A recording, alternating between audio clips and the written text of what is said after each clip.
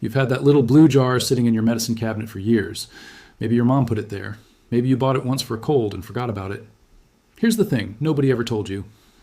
That $8 jar has been quietly solving 25 different problems in homes across America for over a century.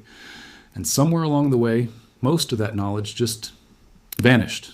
Not because it stopped working, because it was more profitable if you forgot. Let's start with something that sounds completely backwards. Your feet. Not your chest, your feet. Rub Vicks on the soles of your feet before bed, pull on a pair of thick cotton socks, and go to sleep. People who've tried this during a bad chest cold report that the rattling, relentless nighttime cough, the kind that keeps the whole house awake, quiets down within an hour. The science isn't officially endorsed on the label, but the logic holds. The soles of your feet have a dense concentration of nerve endings connected to your respiratory system, and the menthol and camphor absorb through the skin and travel upward while you sleep. Families in rural communities never stopped doing this. They called it the sock cure. It cost nothing extra. It required no prescription, and that's exactly why it never made it into a television commercial. Now here's one that actually has a published study behind it. Nail fungus. That thick, yellowing toenail problem that sends people to the pharmacy for a $30 tube of antifungal cream. The Journal of the American Board of Family Medicine documented a positive treatment effect in over 80% of subjects who used Vicks on affected nails. Well, a thin layer every night for about 3 months. The thymol and eucalyptus in the formula penetrate the nail slowly, interrupt the fungal environment, and the nail grows back clean underneath. Dermatologists dismissed this idea for decades until the research made them look foolish. The remedy costs less than a single copay. Headaches. Not pills, not a cold compress, just a small amount of Vicks, massaged gently into the temples and forehead, kept well away from the eyes. The menthol creates a cooling sensation that mimics the relief of an ice pack, but it also triggers nerve endings in a way that your brain interprets as genuine pain relief. For tension headaches and early-stage migraines, this works in minutes when applied correctly. The scent itself activates a relaxation response in the brain. That's not a folktale. That's how your nervous system is wired. Before you reach for the bug spray this summer, consider this.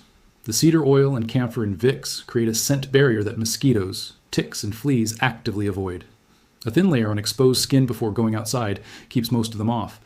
And if something does manage to bite through, a small dab on the welt reduces the inflammation fast. 1 jar, no aerosol chemicals, no synthetic fragrance.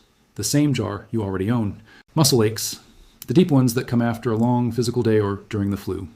Camphor is officially listed as a topical analgesic right on the manufacturer's label, but most people only apply it to their chest. Rub it into your lower back, your calves, your shoulders.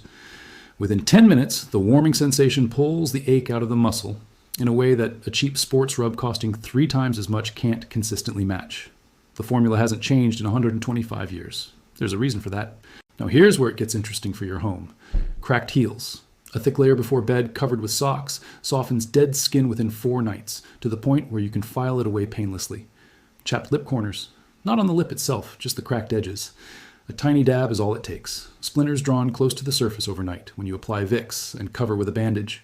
Paper cut sealed against infection by the antimicrobial properties of eucalyptus and thymol. Razor burn stopped cold, literally, within seconds of applying a small amount to freshly shaved skin.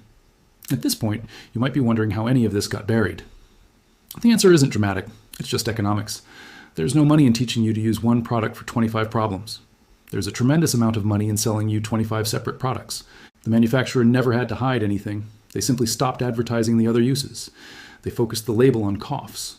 The rest faded from cultural memory within 2 generations, kept alive only in communities that didn't have pharmaceutical sales reps walking through their doors, communities that handed a jar from grandmother to daughter without interruption. Stretch marks.